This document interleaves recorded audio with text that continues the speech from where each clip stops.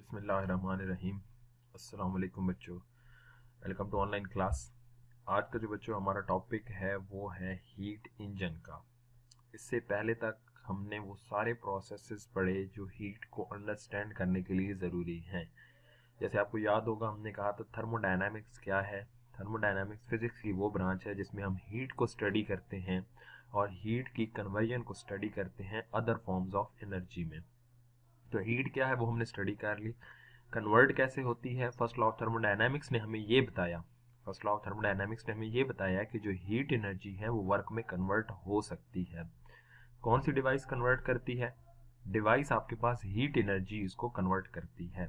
Heat engine इसको convert करता है। तो हीट इंजन क्या है? Heat engine is a device that converts heat energy into mechanical work.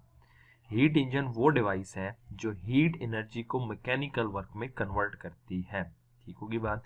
इसके एग्जांपल में आपके पास है स्टीम इंजन है, ये जो भाप पर चलता है, जो फर्स्ट डेवलप इंजन था। पेट्रोल इंजन, ये जो बाइक वगैरह में इंजन यूज होता है। हैवी व्हीकल्स में जो इंजन यूज होता है वो आपके पास डीजल इंजन है। ये सारी जो एग्जांपल्स हैं ये आपकी हीट इंजन की एग्जांपल्स हैं। तो हीट इंजन क्या है? वो डिवाइस है जो हीट एनर्जी को मैकेनिकल वर्क में कन्वर्ट करती है। उस डिवाइस को हम हीट इंजन का नाम देते हैं। हीट इंजन के पार्ट्स की बात करें तो जितने भी हीट इंजन है आपके पास उन सब में 3 मेन पार्ट्स होते हैं। जितने भी हीट इंजन है उन सब में 3 मेन पार्ट्स होते हैं। वो कौन कौन से? पहला है हीट सोर्स और हीट रिजर्वायर। नाम से ही जाहिर है इसका काम क्या होता है कि इसका काम होता है हीट प्रोवाइड करना। ये हीट का सोर्स होता है। तो it's a very large reservoir और source of heat energy and it is at higher temperature T1। ये सोर्स ऑफ आपके पास ऑब्वियस हीट है और इसको टेम्परेचर को हम T1 से रिप्रेजेंट करते हैं जो हाई टेम्परेचर पर होता है। इस temperature remain particularly unchange during any transfer of heat into और आउट ऑफ इट। जब भी इसमें से हीट इनटू होगी, ये इसमें हीट ऐड होगी या हीट सब्ट्रैक्ट होगी, कोशिश ये की जाती है कि इससे रिजर्वायर का जो टेम्परेचर है वो मेंटेन रहे। इसको हम हाई टेम्परेचर रिजर्वायर HTR भी कहते हैं। तो पहला कंपोनेंट, इसेंशियल कंपोनेंट जो जरूरी है वो हीट सोर्स है। दूसरी की अगर बात करें तो हीट सिंक और कोल्ड रिजर्वायर है। ये लोअर टेम्परेचर है। It is a very large body of reservoir at lower temperature T2। ये लो टेम्परेचर के ऊपर मौजूद होती है और इसका टेम्परेचर भी कोशिश की जाती है कि आपके पास क्या रहे, कांस्टेंट रहे, लाइक जैसे हमने हाई टेम्परेचर रिजर्वायर की बात की थी। इसको हम LTR कहते हैं, यानी लो टेम्परेचर रिजर्वायर भी कहते हैं। ये बहुत इसेंशियल कंपोनेंट्स हैं आपके पास। Third one is working substance. Working substance normally किस फॉर्म में होती है? वर्किंग सब्सटेंस नॉर्मली आपके पास गैस की फॉर्म में हो सकती है या ये आपके पास हो सकती है in the form of fluids, liquids की फॉर्म में हो सकती है। उस सब्सटेंस को हम क्या नाम देते हैं? वर्किंग सब्सटेंस का नाम देते हैं। अब ये तीनों कंपोनेंट्स इसेंशियल हैं। तीनों कंपोनेंट्स क्यों इसेंशियल हैं? हम सिंपल सी एग्जांपल लेते हैं कि जैसे अगर आपने एक रूम में हीटर ऑन किया हुआ है तो हीटर बेसिकली क्या है? हाई टेम्परेचर रिजर्वायर है। हाई टेम्परेचर रिजर्वायर मौजूद है हीटर। बाकी रूम की जो सराउंडिंग है वो कोल्ड रिजर्वायर है और जो उसके अंदर एयर मौजूद है वो आपकी क्या है? वो आपकी वर्किंग सब्सटेंस है। अगर रूम में एयर ना होती, यानी वैक्यूम होता, क्या हीट जो है हाई टेम्परेचर रिजर्वायर से कोल्ड रिजर्वायर की तरफ जाती? कभी भी फ्लो ना करती, क्योंकि हीट को फ्लो करने के लिए मीडियम रिक्वायर्ड होता है। वो मीडियम वहां पर क्या होता है? आपके पास जो एयर होती है, वो जो हवा मौजूद है वो बेसिकली मीडियम का काम कर रही है। तो सेम काम यही होता है। हीटर जो है वो हॉट रिजर्वायर है। हीटर से एयर हीट को एब्जॉर्ब करती है और कोल्ड टेम्परेचर यानी सराउंडिंग रूम की तरफ लेके जाती है। ये जो इंजन है वो भी सेम इसी पर वर्क कर रहा होता है। ये ब्लॉक डायग्राम है, यानी ये simple structure diagram, schematic representation of heat engine है। ये आपके पास बॉडी है which is at high temperature, heat hot reservoir temperature T1। यहाँ पर इंजन मौजूद है और नीचे है कोल्ड रिजर्वायर। तीनों आपस में लिंक्ड है। अब होता क्या है? होता ही है कि हाई टेम्परेचर रिजर्वायर से एक वर्किंग सब्सटेंस जैसे गैस है, जैसे इसको आप इमेजिन कर लें, ये रूम में हीटर लगा हुआ है। यहाँ से वो जो एयर है या गैस है, जो भी वर्किंग सब्सटेंस है, वो हीट को एब्जॉर्ब करती है। Q1 हीट को एब्जॉर्ब किया, इंजन की तरफ गई। इंजन ने उसकी कुछ हीट एनर्जी को किस में कन्वर्ट कर दिया? मैकेनिकल वर्क में कन्वर्ट कर दिया। तो W मैकेनिकल वर्क हो गया। बाकी ये हीट क्या हो गई? Q2 की तरफ रिजेक्ट हो गई। तो इस तरीके से ये आपका इंजन वर्क करता है। हॉट टेम्परेचर से Q1 हीट एब्जॉर्ब होती है, इंजन की तरफ आती है, इंजन उसके कुछ हीट को वर्क में कन्वर्ट करता है और रिमेनिंग हीट रिजेक्ट होती है toward the cold reservoir. Now it's a cyclic process. जैसे ही वर्किंग सब्सटेंस यहाँ पर पहुंचेगी, देन हम उसको पंप करके दोबारा हॉट रिजर्वायर की तरफ ले जाएंगे। फिर से वो साइकिल कंप्लीट करती हुई यहाँ पर पहुंचेगी, हम इसको दोबारा से ले जाएंगे हॉट रिजर्वायर की तरफ, कोल्ड से उठा के दोबारा से हॉट की तरफ। तो कॉन्टिन्यूसली ये साइकिल आपका चलता रहेगा। तो यही चीज जो मैंने यहाँ पर डिस्कस की वो यहाँ पर डिस्कस की हुई है। ठीक होगी बात। यहाँ पर आपको कहता है कि in principle heat engine is a device through which working substance is taken through a cyclic process. ये साइक्लिक प्रोसेस होता है। The process is perform in such a way that Q1 heat is absorbed from a high temperature reservoir at temperature T1. Maximum work is done on the surrounding and heat Q2 is rejected to low temperature reservoir.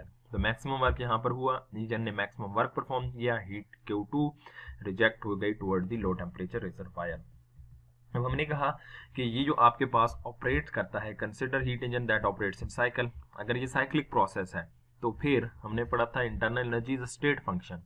Internal energy क्या है? State function. वो initial और final position पर depend करती है। यहाँ से gas चली थी, यहाँ पर आई, वापस पंप करके यहाँ पर ले आया, साइकिल कंप्लीट हो गया। तो जहाँ से गैस चली थी, वर्किंग सब्सटेंस चली थी, वहीं पर दोबारा आ गई। तो इनिशियल और फाइनल पोजीशन क्या है? सेम। तो इंटरनल एनर्जी में चेंज क्या होगा? जीरो होगा। इंटरनल एनर्जी में जब चेंज जीरो, तो according to first law of thermodynamics, del Q is equal to del U plus W. Del U कितना है हमारे पास? जीरो। डेल यू हमारे पास जीरो, तो del Q is equal to del W. यानी जितनी हमारे पास हीट चेंज आया वो बेसिकली जितना वर्क डन हुआ उसके इक्वल आ गया। Q1 be the heat energy absorbed by the heat engine from a high temperature reservoir and Q2 heat energy rejected by the engine to low temperature reservoir for complete one cycle। यानी Q1 heat absorb हुई थी, Q2 reject हुई, तो जो आपके पास change in heat होगा वो कितना होगा? Q1 minus Q2। और ये change in heat Q1 minus Q2 फिर किसकी इक्वल है? वर्क डन की इक्वल है। यानी जितना हीट का डिफरेंस होगा वो बेसिकली वर्क डन में कन्वर्ट हो चुका है। ये इसकी वर्किंग का प्रोसेस है। नेक्स्ट, इसकी वर्किंग को डिस्कस कर लिया, इसके मेन कंपोनेंट्स को डिस्कस कर लिया। अब हम एफिशिएंसी की बात करते हैं। एफिशिएंसी का मतलब है कि कितनी इनपुट को, कितने परसेंट इनपुट को ये आउटपुट में कन्वर्ट करता है। तो thermal efficiency of heat engine is defined as ratio of net work done by the engine in each cycle to the heat absorbed in each cycle. ये basically हम कह सकते हैं ratio of output to input है। Ratio of output to input. Output यहाँ पर हमारे पास क्या है? वर्क। इनपुट हमारे पास क्या थी? Q1 heat. तो थर्मल एफिशिएंसी क्या है? कितना एफिशिएंटली ये हीट एनर्जी को मैकेनिकल वर्क में कन्वर्ट कर रहा है, which is given by the ratio work done by the engine to heat absorbed by the engine.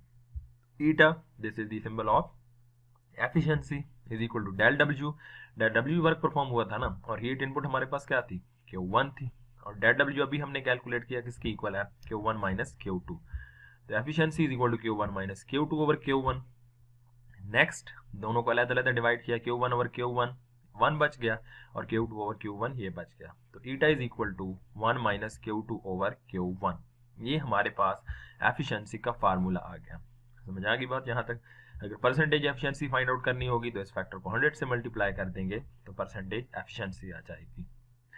Next point, condition है if Q2 is equal to 0, Q2 is equal to 0 mean no heat is rejected to low temperature reservoir. If Q2 is equal to 0, that is no heat were exhausted by the engine, so that the all heat absorbed were converted into work. कोई heat reject नहीं हुई। जब कोई heat reject नहीं हुई तो सारी की सारी हीट किस में कन्वर्ट हो चुकी थी? वर्क में कन्वर्ट हो चुकी थी। यानी Q1 पूरे का पूरा W में कन्वर्ट हो गया।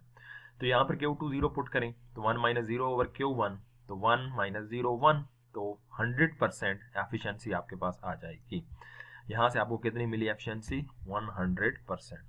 तो experiment shows that it is impossible to construct a 100% efficient heat engine. यहाँ पर देखें Q2 0 हो तब एफिशिएंसी 100% होगी, लेकिन एफिशिएंसी कभी 100% नहीं हो सकती। एफिशिएंसी 100% क्यों नहीं हो सकती? Because of the heat losses, because of the frictional forces कभी भी एफिशिएंसी 100% नहीं हो सकती। इट मीन्स कि 100% जो हीट एब्जॉर्ब है वो कभी भी वर्क में कन्वर्ट नहीं हो सकती। In the operation of heat engine such as steam engine, gasoline engine और diesel engine, some heat Q2 must be rejected to the sink. जितने भी इंजन हैं, स्टीम एक्चुअल इंजन है, गैसोलीन एक्चुअली इंजन है, diesel engine practically use होता है, तो इनमें कुछ ना कुछ हीट जरूर रिजेक्ट होती है toward the low temperature reservoir. Clear की बात यहाँ तक? अब इसी पॉइंट को हम एक स्टेटमेंट की फॉर्म में लिख रहे हैं। It is impossible to construct a heat engine which will produce no effect other than the extraction of heat from a reservoir and the performance of an equal amount of work. वो कहता है ऐसा engine बनाना impossible है जो क्या करे, सिर्फ heat extract करके उससे उतनी ही इक्वल अमाउंट ऑफ वर्क में कन्वर्ट करते। ऐसा इंजन बनाना इम्पॉसिबल है जो 100% हीट को मैकेनिकल वर्क में कन्वर्ट कर दे, कुछ ना कुछ हीट लॉसेस जरूर होंगे। ये statement second law of thermodynamics की स्टेटमेंट है जिसको नेक्स्ट अभी हम पढ़ने जा रहे हैं। तो ये हमारा हीट इंजन है। इसमें आपने सबसे पहले याद रखना हीट इंजन है क्या, आसान सा टॉपिक है। उसके बाद इसके कंपोनेंट्स कौन कौन से हैं, नेक्स्ट आपने इसकी वर्किंग जो हमने यहाँ पर देखी, नेक्स्ट एफिशिएंसी का रिलेशन, और एफिशिएंसी कभी 100% क्यों नहीं हो सकती, इसको आपने ज़रूर करना है। क्विज की तरफ आते हैं जी। What is the function of spark plug in petrol engine? Petrol engine में क्या होता है, एक स्पार्क प्लग होता है। अब स्पार्क प्लग क्या है, नाम से ही जाहिर है स्पार्क जनरेट करना फ्यूल की बर्निंग के लिए। जब पेट्रोल इंजन में फ्यूल को पहले कंप्रेस स्टेट में लाया जाता है, उसकी पूरी एक वर्किंग होती है। फिलहाल हम यही याद रखेंगे कि आपके पास जो पेट्रोल इंजन होता है उसमें पेट्रोल और एयर का मिक्सचर कंप्रेस्ड कंडीशन में हम ले आते हैं। जब वो कंप्रेस्ड कंडीशन में आता है तो स्पार्क प्लग का काम होता है एक स्पार्क डेवलप करना। स्पार्क मीन चिंगारी डेवलप करना। जैसे ही चिंगारी डेवलप होगी वो फ्यूल बर्न होगा और हीट एनर्जी प्रोड्यूस होगी, और वो हीट एनर्जी फिर मैकेनिकल वर्क में कन्वर्ट होगी। Next, there is no spark plug in diesel engine, then how does fuel is burned. अब पेट्रोल इंजन में तो फ्यूल को जलाने के लिए, फ्यूल को बर्न करने के लिए स्पार्क प्लग रिक्वायर्ड होता है। तो डीजल इंजन में तो स्पार्क प्लग होता ही नहीं है, फिर यहाँ कहाँ से आपके पास बर्निंग होती है। तो डीजल इंजन में बर्निंग के लिए क्या किया जाता है कि आपके पास बेसिकली फ्यूल जो होता है वो स्मॉल ड्रॉपलेट्स की फॉर्म में मौजूद होता है। एयर को भी ड्रॉपलेट्स में कन्वर्ट कर दिया जाता है, उसको कंप्रेस करके, और फ्यूल को भी कंप्रेस करके ड्रॉपलेट्स में कन्वर्ट किया जाता है। देन दोनों को आपस में कोलाइड किया जाता है। फ्यूल जो आपके पास जो फ्यूल डीजल है और एयर दोनों कंप्रेस्ड फॉर्म में मौजूद होते हैं, ड्रॉपलेट्स की फॉर्म में मौजूद होते हैं। दोनों के एक दूसरे की तरफ मूव कराया जाता है, दोनों की कोलिजन होती है, और कोलिजन के नतीजे में फ्रिक्शन से हीट प्रोड्यूस होती है। तो ये कंसेप्ट बेसिकली वहाँ पर यूज होता है, इसलिए उसमें स्पार्क प्लग की ज़रूरत नहीं होती। ये एग्जाम्पल बच्चों कर लेंगे, असाइनमेंट भी आपने खुद ही करनी है, मुश्किल नहीं है, इसको ट्राई ज़रूर करेंगे, इनको आपने खुद सॉल्व करना है। नेक्स्ट एक जनरल सा टॉपिक है शॉर्ट क्वेश्चन के पॉइंट ऑफ व्यू से, सेकंड लॉ ऑफ थर्मोडायनामिक्स। अब फर्स्ट लॉ ऑफ थर्मोडायनामिक्स में हमने बताया कि भाई मैकेनिकल एनर्जी जो है, मैकेनिकल एनर्जी प्रोड्यूस की जा सकती है हीट एनर्जी से, यानी heat energy can be converted into mechanical energy. लेकिन कैसे, उस फर्स्ट लॉ ऑफ थर्मोडायनामिक्स में हमें नहीं बताया। हीट एनर्जी कैसे मैकेनिकल एनर्जी में कन्वर्ट होगी ये हमें बताएगा second law of thermodynamics. The first law of thermodynamics is generalization of law of conservation of energy, पढ़ चुके हैं हम। It tells us the heat and mechanical work are mutually interconvertible. उसने हमें यही बताया था कि हीट और मैकेनिकल वर्क एक दूसरे में कन्वर्टेबल हैं। But the second law of thermodynamics tells us how heat energy can be converted into useful work. Second law हमें बताएगा कि कैसे वो जो आपके पास हीट एनर्जी है वो मैकेनिकल वर्क में कन्वर्ट हो सकती है।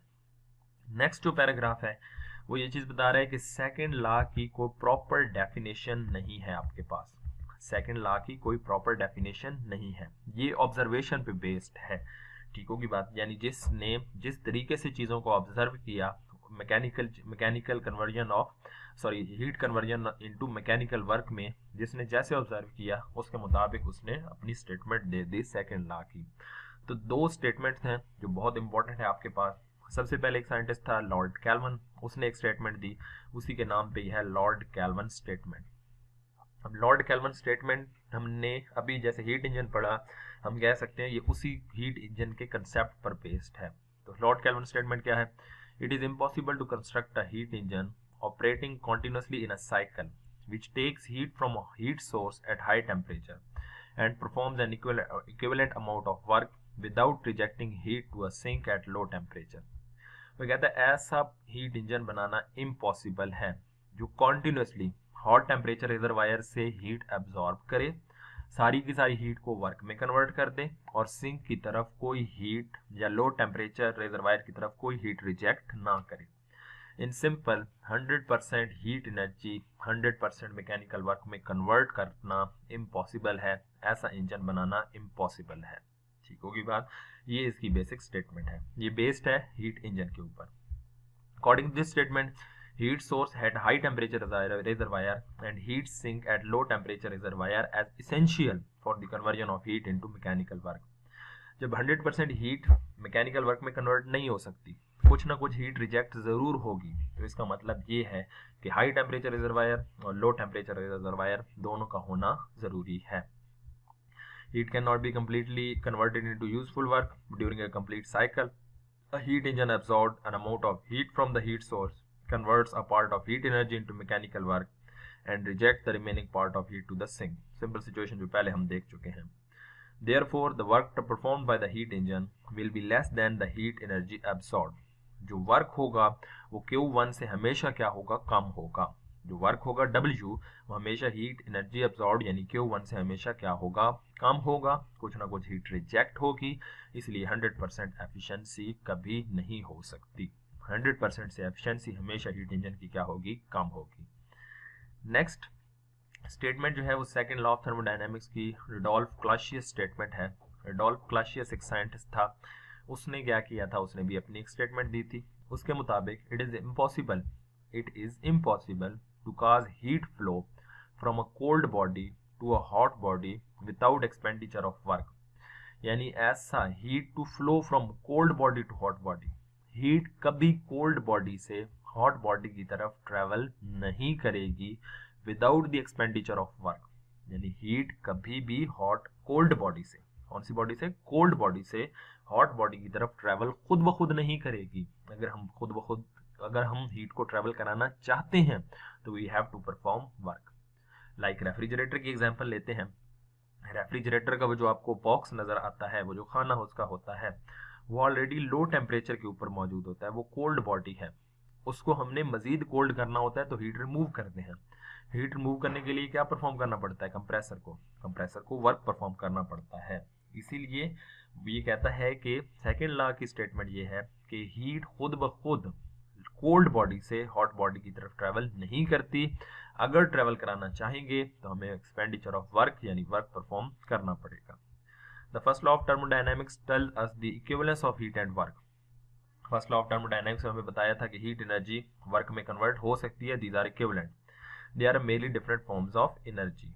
The second law is concerned with the conversion of heat to work. Second law हमें हीट को वर्क में कन्वर्जन के मेथड बता रहा है। For a cyclic process the first law forbid getting more work out of an engine than heat put into it.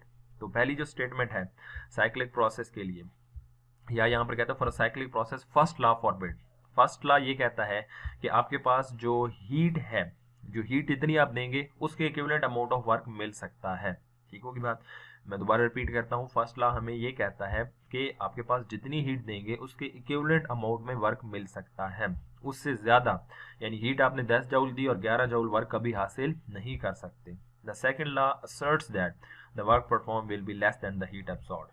Second law ये कहता है कि फर्स्ट लॉ ने तो कहा था इक्विवेलेंट मिल सकती है, लेकिन सेकंड लॉ कहता है इक्विवेलेंट नहीं होगी, इन सम अमाउंट इंटीग्रल मल्टीपल हो सकती है, लेकिन उससे हमेशा क्या होगी, कम होगी। क्लियर है की बात। ये दो स्टेटमेंट्स हैं सेकंड लॉ ऑफ थर्मोडायनामिक्स की। शॉर्ट क्वेश्चन के पॉइंट ऑफ व्यू से इनके कंसेप्ट को आपने याद रखना है। आज का लेक्चर यहीं पर वाइंड अप करते हैं। इंशाल्लाह बेटा आपसे कल मुलाकात होगी। अल्लाह हाफिज़।